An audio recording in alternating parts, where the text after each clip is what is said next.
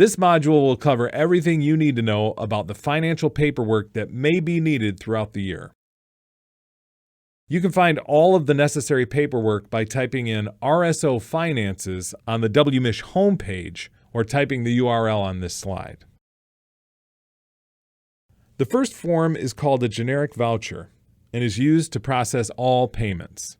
The completed voucher should be put on top of all other payment documentation. This is your on-campus account information, and OSC keeps all records of these.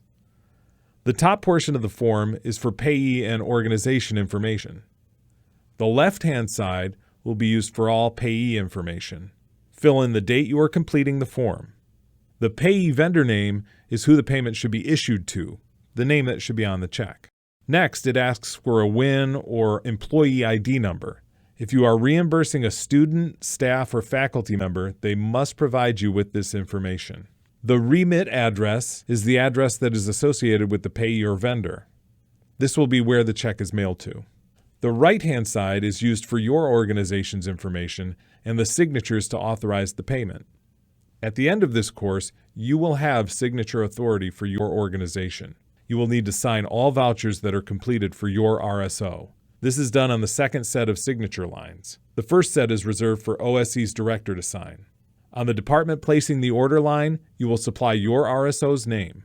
You will enter your name in the person placing the order line and a phone number where you can be easily reached. The bottom section of the form is to describe the payment being made. You need to complete the invoice number, invoice date, and quantity lines if applicable. You will not always have this information, and that's okay. The description box is very important. You need to describe the purchases that were and are being made. This should also include the event name and date, or indicating this is from operational funding. You will then list the amount spent or to be spent in the amount column. This is available as a fillable PDF, so it will automatically calculate your total at the bottom of the column. Once the voucher is completed, you will need to attach all original receipts or invoices that you are paying or reimbursing. You must turn in original receipts to the OSC main office. We cannot accept photocopies, pictures, or scanned receipts. The receipt should be itemized and include your proof of payment. Proof of payment should be listed at the bottom as cash or credit or debit card. If you are reimbursing an invoice that you paid out of pocket, be sure that the balance due is zero and that your proof of payment is clear. If the proof of payment is not on the invoice, you will be asked to provide a copy of your debit or credit card statement that has the charge or charges highlighted. You may black out everything else on the statement except the specific charge. Many RSOs choose to make purchases online. This is fine, and we do accept electronic receipts. You will need to print these out and attach them to your voucher form. Again, be sure that the receipt is itemized and your proof of payment is clear. Most of the time, this will be the last 4 digits of your debit or credit card listed at the bottom. If your proof of payment is not clear, you will need to provide the debit or credit card statement. If you are reimbursing your RSO, you may be asked to complete a W-9. Once you have completed this the first time, you will not need to do it for every subsequent reimbursement. Next, we'll talk about independent contracts. These are used when you're working with an individual or small LLC who's providing a service, speaker, DJ, etc. When these are being completed, please take note that this is a contract between your RSO and the vendor, not WMU and the vendor. You must also submit a W-9, invoice, contract agreement form, and voucher with the contract form. Important note, RSOs cannot be reimbursed for something that should have been done through an independent contract. If you personally pay a speaker, DJ, etc., we cannot reimburse you for that expense.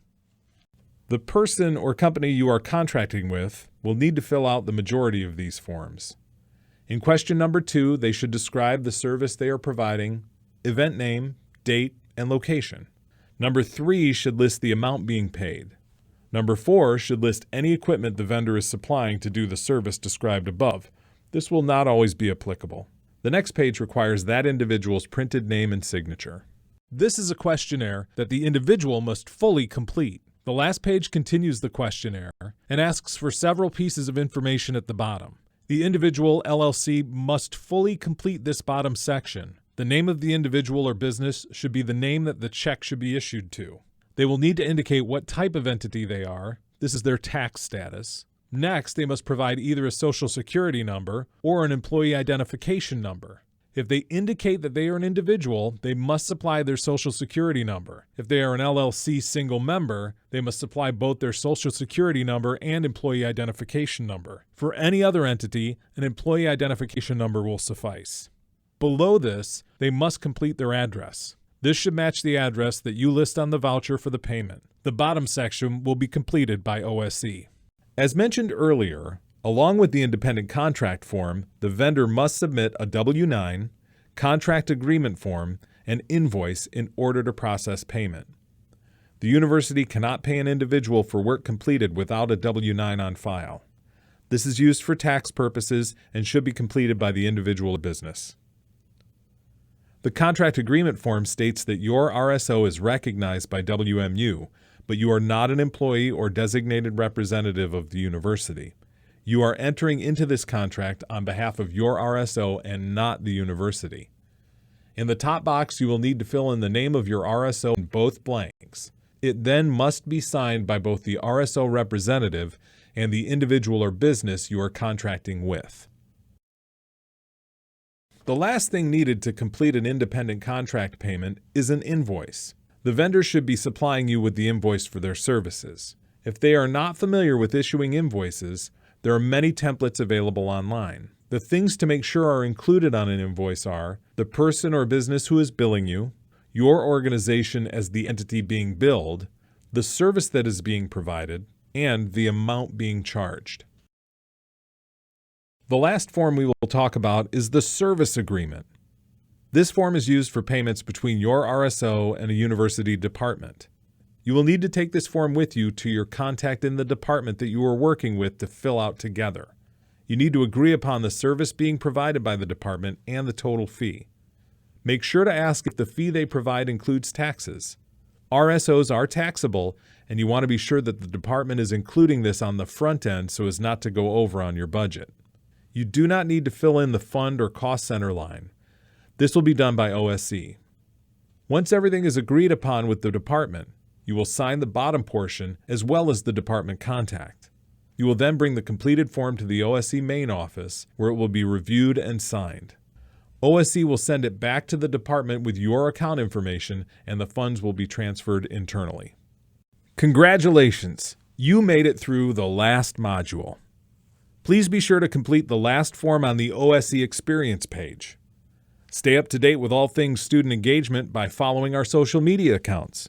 If you're ever posting about an event or something cool that your organization is doing, make sure you use the hashtag WMUEngage. Go Broncos!